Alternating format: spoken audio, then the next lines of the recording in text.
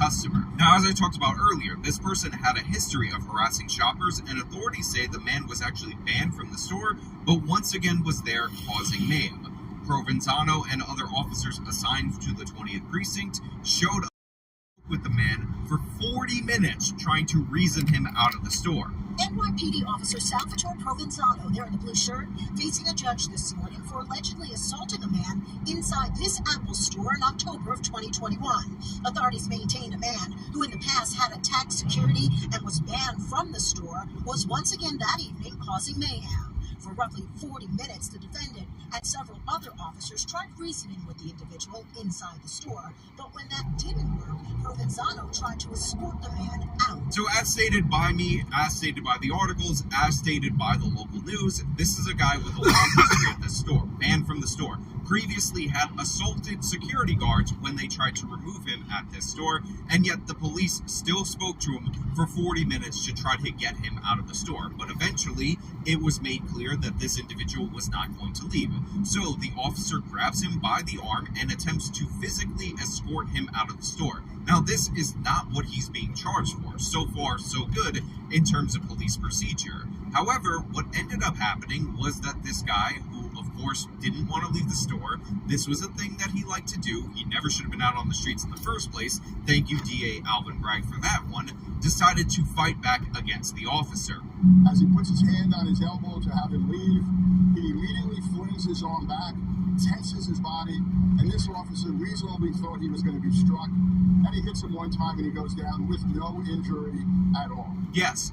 That is the part that is the criminal charge. This guy is not supposed to be there. This guy who should be arrested for trespassing. This guy who has previous assault arrests, who shouldn't have been out on the street in the first place, is being escorted out of the building by the police. They grab him by the elbow, standard operating procedure. He pulls away, tenses up like he's ready to fight, and the officer struck him once. And for some reason, even though this is all captured on body cam, according to the police union, and the body cam is being described in all these articles and all these news reports, it's actually in the court papers, he was indicted for this. Even though, again, it was one strike, and the idea that as a police officer, before you use physical force, you are somehow obligated to let this person strike you before that makes no sense at all. It's never been a part of police procedure, and yet Alvin Bragg is charging this officer with assault. 2 years later, this officer's life is still being ruined based on the fact that he had to deal with somebody. I'm sorry, I don't feel bad for him. Over and over and over again at the same spot. And even that isn't something that made him angry and made him attack him violently. He spoke to him for 40 minutes trying to reason him out of the store, and then ultimately ended up striking him in self-defense, as many of us should be able to do, when he presented himself as a threat to the officer. Today's strong show of support for the officer right outside the DA's office, including a large video truck with a message to Alvin Bragg. Good on the officers union, good on all these people rallying in support of this officer who appears to have done absolutely nothing wrong. And this billboard right here is actually perfectly exemplary of what Alvin Bragg believes and the philosophy that he brings to the office. Over and over and over again, Bragg shows us exactly this philosophy. Repeat offenders, they get a free pass. They get released over and over and over again. They get their charges downgraded at record rates by his office. But as soon as you stand up to one of these offenders, as soon as you defend yourself from some of these criminals that shouldn't be out on the street in the first place, all of a sudden he remembers how to prosecute. All of a sudden Bragg wants ahead for his trophy case, and this time he came after an officer who absolutely did nothing wrong. They do not want us to do effective, proactive policing. Bragg issuing a statement saying, in part, we work in close partnership with the NYPD. Those sworn to uphold the law must be held accountable. The idea that Alvin Bragg would say that is absolutely absurd. He is sworn to uphold the law, and there's no accountability for his actions. If anything, Alvin Bragg should be made to live in a neighborhood with all of the people that he thinks are fit for release for the public. Alvin Bragg should be forced to bring his big ass down there and respond to these cases. Talk them down. Get the social workers on board, Alvin. I'll give you 3 of them to assist you, but they can't engage physically. When things get physical, you gotta deal with it. When things get to be the level of a problem, we gotta see your standard operating de-escalation strategy, because it's absurd. This man, over and over and over again, does the same thing. He releases these criminals. The city is getting worse. Manhattan is getting worse in particular. And yet he can only find the gumption to prosecute somebody when it's already aligned with his political ideology. He can never go after the criminal, never go after a repeat offender. It's only his political opponents and those who dare to act in self-defense that get the ire of the Manhattan District Attorney. After the altercation in the store nearly 2 years ago, Provenzano was back at work, leaving some puzzled as to why the DA is now prosecuting this case. If someone broke free from my rule, I would take that as an act of infraction and appraisal to assault. Former NYPD Chief of Detectives Robert Boyce, who was with the department for more than 4 decades, tells me it simply doesn't make sense. Look, I respect the local news for contacting an expert related to this. I respect them for trying to get a perspective from somebody qualified to have an opinion on the subject matter. But the thing is, you don't need an expert to understand that somebody with a bunch of different arrests, somebody who is harassing people at the store, who is banned from the store, who has assaulted security guards and other people who have tried to remove him from the store, when he breaks away from a police officer as he's being escorted out of the store, is likely planning to strike that officer. That is what that repeat offender does. And as for Alvin Bragg bringing this up 2 years later after the guy's already been cleared, it just goes to show you that there is no parameter, statute of limitations, or anything like that, or even ethical procedure going on in the Manhattan District Attorney's Office. For whatever reason, he decided... Make a lunch. I'm gonna stop at Speedway and get myself some tea and... this one was clean. It was already something halfway decent to eat. Cleared, and he decided that this would be the day that he would target him and try to ruin his life. He says we need to hold people accountable. Again, Bragg, get on a uniform and you go out into the streets and you try doing this job. You try and get that person out and you deal with what happens when he starts fighting you. You be calling the police so fast it would make your head spin. Time and time again, we see this, where we see little things in this city falling apart. And this is part of that. Police are there to maintain public order. So I'm waiting on the body cam footage to make the final judgment. Obviously, the body cam footage could show something completely ridiculous and out of character. I don't expect that because, again, they already cleared this incident. But I will leave that caveat there. And I also want to point out that if this were actually about holding a police officer accountable, if this were actually about dealing with a dangerous violent assault, why would they immediately offer that police officer a plea down to a harassment charge? There is police body cam video of the incident, what has not yet been released. In court, prosecutors offered a plea knocking down that assault charge to harassment. The officer has been suspended without pay, is due back in court in October. If he assaulted an innocent angel who happened to have a long history of attacking people, trying to remove him from the store that he was actually banned from, why not pursue the assault charge? Why immediately say, plead guilty to this harassment charge and maintain yourself being fired, and it will be all good in the hood. Also,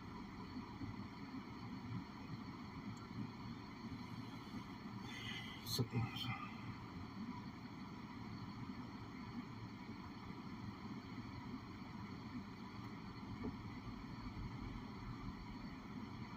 to COVID-19. The main body said that they investigated genetic susceptibility to COVID-19 by examining DNA polymorphism in ACE2 and TMPRSS2. Those are receptors for COVID in 81,000 human genomes, and they found unique genetic susceptibility across different populations. I have another document that I'd like to to submit, and this is from the FDA review of efficacy and safety of Pfizer-BioNTech COVID-19 vaccine. This is dated December 10th, 2020. And it shows that the Pfizer trial and the USDA broke down the effectiveness of the vaccine into 7 different racial categories, because this is also a concern of theirs, and it would frankly be delinquent not to study the effects across the... But Mr. Kennedy said it was bioengineered to target blacks and Caucasians. Gentleman from Utah, and spare whites and spare Ashkenazi Jews. She won't shut up. Why can't anybody tell her to shut up? Why nobody ever says to them, hey, just shut up? When she goes, I'm not censoring him. No, you're talking over him. Shut up. No one, they don't tell each other to shut up. Isn't First man tells you to shut up, I'm voting for president. I'll tell you that. No matter who it is. So there you go. They bring out their attack dog, Debbie Wasserman Schultz, and her helmet of gel. And no reason gets through that gel. No. Come see our live shows. We're going to be in Chicago, Rosemont, Las Vegas, Salt Lake City, New York City, Pottstown, Pennsylvania, Stamford, Toronto, Toledo, Detroit, St. Louis, and more. Go to jimmydore.com for a link for those tickets. How many school board meetings you want to pick where parents come up and say, I don't want my kids to read this book? It's none of your business. Your business is your school district. I don't agree with everything on the left. So here's a question for you. They send me these pictures that 10-year-old kids can now learn in school. Here's a book. If you go a little lower, teaching boys how to give boys a. If you go a little lower, right there. You know. What? No. How to give another boy. If you go lower. Do you think it's appropriate for 10-year-old kids to have to read material like this in school? Ain't no way in the world this is a day for a 10-year-old's book. No. This is the third grade, second grade, third grade? No. Nope. No. I'm not going to rewind them. I'll tell you that much. My gracious. And you know what? If you couldn't see them clearly because we blurred them out, go back and look at this thing. But later, I want y'all to watch this with me. Just logic. I mean, you know, let's just say, hey, we're doing this. If I'm going to assume all of these facts and let's say they are. If I'm no, I would not be crazy about my son reading any of that because he's that age. Well, listen, I appreciate you for being straight up with that because that's exactly what's going on in the state of California. So, and Newsom came out with a video and he said, I can't even send you the clip on the video. It said, we are not going to let them ban these books, and they're doing what happened in these different things. So let's take a step back here. Let's take a step back. Has Newsom seen those books? Because as soon as I saw them, I'm like, oh, ain't no way somebody showed this. Hey, Newsom, we thinking about letting third graders read this right here. See, look, you see that picture right there? That's what they about to look at. What you think? And he was like, oh man, ain't no wrong with that. I'm fine with that.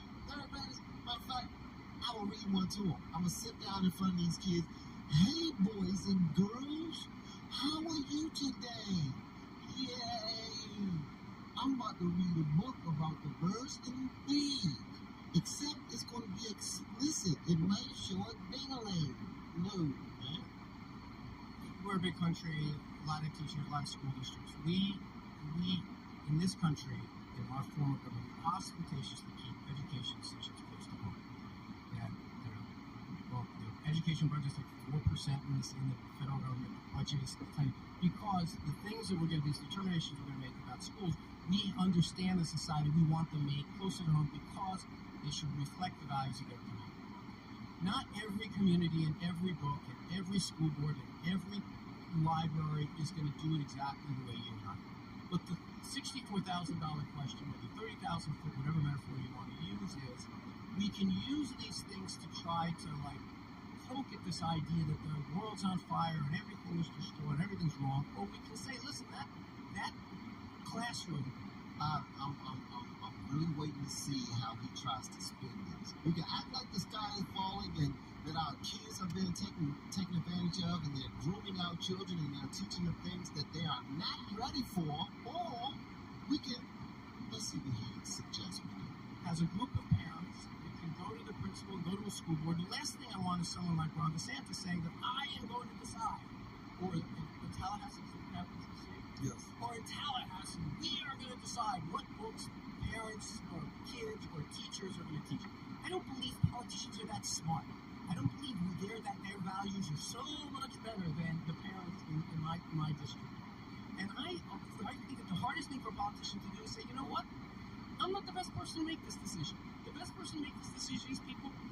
And you know what? People are going to make mistakes. They're going to get things wrong. Do I want my son reading that book? No, but I don't know what we get at when we're trying to we're trying to make a suggestion that we're going to say that you're talking about a state that's 3,000 miles away. You're trying to draw some conclusion about some horrible book. It's not in one school. It's in a state.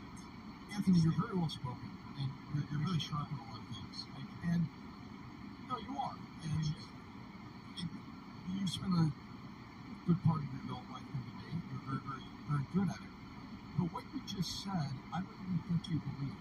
Parents don't really have the ability. You look all over the United States, your parents trying to go to school board so they could do this local, as you brought up. They don't have the ability to do that. They have the ability to appear, but they're not being heard. The argument is being truncated. What's the evidence? The evidence? How many school board meetings you want to pick where parents come up and say, I don't want my kids to read this book. I don't want my kids to see this. You have parents showing up and other parents are going to say different things. This is an imperfect thing. You get your say in this. One fucking person working the register. 3,000 miles away. And why are we animated? Morning, Joe. Because we're animated around the idea that media relies on conflict. No, we're animated about this because, okay, I would say why. I'm animated about it because I want to protect the children. I'm no longer. Hey, Schmedler. Well, that's whatever you want. I mean, some parents might be for let their children see it. Some parents might be against it. It's whatever you want. Doesn't seem to be very Serious, bro. economical, that's for sure. You have that type of mentality, man. It's like you're definitely Get 32 of them for $2 less at Costco. You don't care about the kids that have parents who should not be parents and who are like, you know what? I think it will open their minds up much faster and they'll understand what they're supposed to see anyway. I don't see why it's such a bad thing to discuss and show it to children. Believe me, that's what I do for a living. I know. And they get all weird about this whole kids would be okay if they get to see all of this stuff. They watch us do this all the time. I walk around the house. What? You know what? Come on, man. No, when it comes to kids, you gotta help to make the decision. And I also relate to one. I'm not for the governor making decisions for. I mean, like just completely telling school boards what they can do and this and the other. But there are times like this, times like these, when the little ones who can't protect themselves need some protection, then, you know, it gotta be an adult. Gotta be an adult in the room, because guess what? The other adults ain't do shit in Honey Iced Tea. How do I know? Because this book is here for the children. For those of you listening, I'm banging my fists together. Conflict, we love it. So we show something like this and get people upset. Like some parents are animated about the concept of Morning, Anna. education. Everyone is. No parent is standing up saying, I'm standing up in favor of inappropriate. Look, teaching, of course, not because it's necessary for this argument for you to take that position. My mom was a school teacher for this too. So my mom was a school teacher for 30-something years. I can tell you how, and I have been to so many school board meetings. This is what I used to do. I would go out and come back from Washington, went to city council, and I'd go to community meetings. People fight about stuff. These are not easy issues. They're not. Now, if I were a parent and my school was doing that, I'd go to a school meeting and I'd be pissed off. And then I think I'd probably win that case and say we shouldn't be teaching this. But the idea. So excellent. Whether it's California, New York, this is not a California. There's Anthony. This is not just California. If your 11-year-old son was exposed to this, or a grown adult, a grown man was texting your 11-year-old. You read it's all an excerpt from a California book that I could do. What would you do if someone found someone texting your son?